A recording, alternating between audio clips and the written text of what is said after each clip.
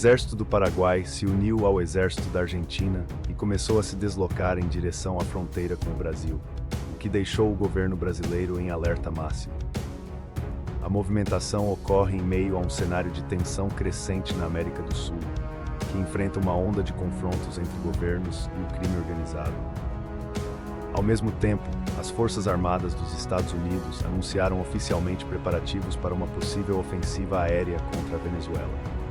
Esses acontecimentos simultâneos mostram um continente em ebulição, onde diferentes países parecem agir de forma coordenada, ainda que por razões distintas, para enfrentar um problema comum: o avanço do narcotráfico internacional, que vem cruzando fronteiras, corrompendo autoridades e alimentando uma rede de violência que desafia a soberania dos Estados. Nos últimos meses, a América do Sul tem vivido um clima de tensão nunca visto. Governos que antes apostavam em medidas diplomáticas, agora adotam políticas de força e operações conjuntas, numa tentativa de frear o poder das facções criminosas. O Paraguai, por exemplo, anunciou nesta semana que está estudando uma mobilização de tropas com a Argentina para reforçar o controle da fronteira com o Brasil, região onde atuam organizações como o Comando Vermelho e o Primeiro Comando da capital.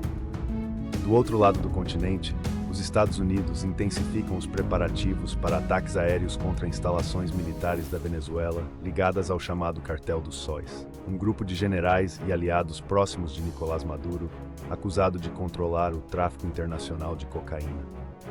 Ainda que distantes, essas ações evidenciam o mesmo fenômeno: a transformação do crime organizado em uma estrutura quase militar, com ramificações políticas e econômicas em toda a América Latina. A nova ofensiva sul-americana começou logo após a grande operação policial no Rio de Janeiro, em 28 de outubro, que resultou em 121 mortes e desmantelou bases do Comando Vermelho nas comunidades do Complexo do Alemão e da Penha. Segundo as autoridades, dezenas de criminosos conseguiram escapar para países vizinhos, principalmente Paraguai e Argentina, por rotas clandestinas usadas há décadas para o contrabando de armas e drogas. Em resposta, o presidente paraguaio Santiago Peña assinou o decreto número 4.857, classificando o Comando Vermelho e o Primeiro Comando da capital como organizações terroristas internacionais. A decisão, inédita no país, permite o uso direto das Forças Armadas em operações de segurança, sem a necessidade de autorização da Polícia Civil. A medida reflete uma mudança de postura no Cone Sul, onde a criminalidade transnacional passou a ser tratada como uma ameaça à segurança nacional. Fontes do Ministério da Defesa do Paraguai afirmam que o país estuda uma operação conjunta com Buenos Aires, que pode envolver até 5.000 soldados. O plano, batizado de Escudo Austral, prevê a criação de uma zona de segurança na Tríplice Fronteira, região que concentra intensa atividade comercial, mas também é conhecida como um dos principais corredores de drogas e armas da América do Sul.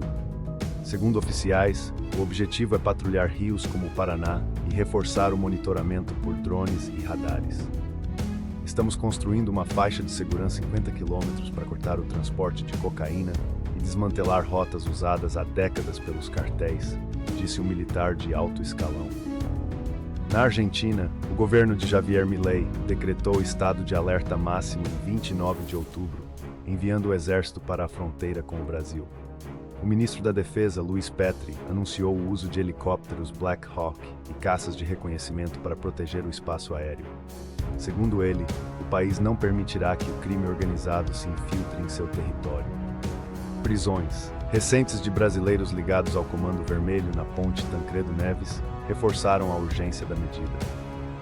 Não vamos aceitar que o Brasil exporte sua violência e sua instabilidade, afirmou Petri em entrevista à televisão argentina A24, criticando o que chamou de fracasso das políticas penitenciárias brasileiras, que permitem que facções comandem operações internacionais a partir de dentro das prisões.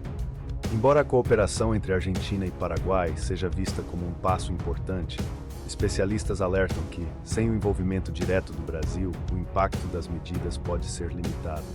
Desde 2019, os três países mantêm um comando conjunto de fronteiras que permite troca de informações de inteligência, mas até agora as ações práticas eram esporádicas. O analista paraguaio Juan Carlos Duarte estima que as facções brasileiras controlam cerca de 40% das rotas de exportação de cocaína do Cone Sul.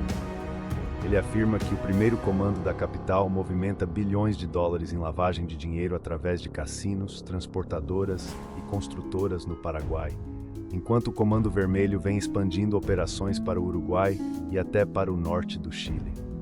Enquanto o sul do continente se prepara para combater o crime organizado, o norte enfrenta uma possível crise militar. Reportagens dos jornais Miami Herald e Wall Street Journal revelaram que o governo de Donald Trump autorizou ataques aéreos cirúrgicos contra portos e bases militares venezuelanas. Entre os alvos estariam o porto de La Guaira, aeroportos em Maracay e bases navais no Caribe, supostamente usados pelo cartel dos sóis para enviar até 500 toneladas de cocaína por ano aos Estados Unidos e à América Central.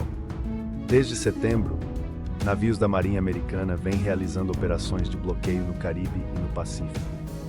15 embarcações já foram destruídas, resultando em mais de 60 mortes. O porta-aviões Gerald Ford, o maior do mundo, foi deslocado para a região, acompanhado de destroyers e submarinos nucleares. Estamos lutando contra os cartéis como nunca antes. Vamos vencer no mar antes de tocar em terra, declarou Trump em discurso às tropas americanas no Japão. Apesar da retórica agressiva, o Departamento de Defesa afirma que não há planos de invasão terrestre. O porta-voz John Kirby reforçou que se trata de operações pontuais contra o tráfico e não de uma intervenção política. Mesmo assim, a Organização das Nações Unidas criticou os ataques, classificando-os como ações extrajudiciais. O alto comissário Volker Turk pediu o fim imediato das operações, alegando que elas violam o direito internacional. Por trás de todos esses movimentos, existe um elo econômico poderoso, o narcotráfico. Estima-se que o comércio ilegal de drogas movimente mais de 100 bilhões de dólares por ano na América Latina. As facções brasileiras, os cartéis venezuelanos e as redes colombianas operam de forma integrada, trocando armas, rotas e lavagem de dinheiro. Relatórios do Departamento do Tesouro dos Estados Unidos apontam que cerca de 20% do orçamento da Venezuela vem de atividades ilegais ligadas ao tráfico, enquanto grupos como o Primeiro Comando da capital compram armamentos de cartéis mexicanos com apoio logístico de Caracas. É uma rede global. O que começa em uma favela do Rio termina em um bairro de Miami, resume a pesquisadora Adriana Larrota, da Universidade de Georgetown. A parceria entre Paraguai e Argentina pode servir de modelo para outras nações da região, como Uruguai e Bolívia, criando um cinturão de combate ao tráfico no sul do continente. No entanto, a fragilidade das fronteiras, especialmente a faixa de 1.200 quilômetros de selva na Tríplice Fronteira, dificulta a ação militar e torna o controle territorial um desafio quase impossível. Diplomatas brasileiros tentam construir uma resposta unificada através da Organização dos Estados Americanos, mas enfrentam resistência, política interna e pressões externas. Analistas acreditam que o Brasil precisará rever suas leis de segurança e modernizar o policiamento de fronteiras, sob risco de se tornar o elo fraco do combate continental ao narcotráfico. Especialistas das Nações Unidas calculam que, se bem-sucedida, a aliança militar pode reduzir o tráfico de drogas em até 25% nos próximos 2 anos, mas alertam que o risco de confrontos armados e de vítimas civis continua alto. Se você gostou do conteúdo, não se esqueça de curtir e se inscrever para ajudar o canal. Você pode também se tornar membro ou contribuir com seu valeu. Ative o sininho para ficar por dentro das próximas novidades. Até a próxima!